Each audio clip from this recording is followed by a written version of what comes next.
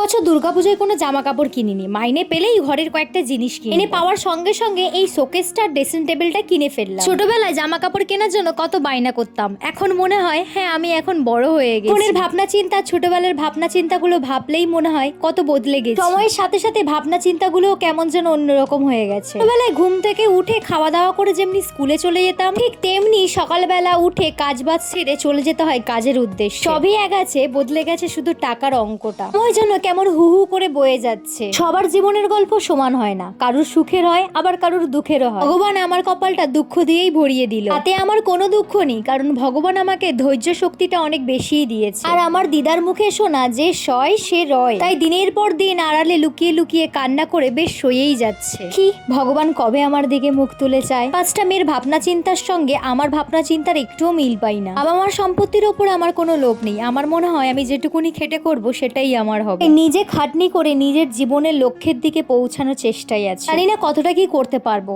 But চেষ্টা চালিয়ে যাব শেষ অবধি। আমার ভিডিওগুলো আপনাদের কেমন লাগে অবশ্যই কমেন্ট করবেন। আমি জানি আমার এই ভিডিওগুলো হয়তো সবার কাছে পৌঁছাবে না, কারণ এটা আমার নতুন ইউটিউব চ্যানেল। আপনাদের যদি এই ভিডিওগুলো ভালো লাগে আমারও ভালো লাগবে।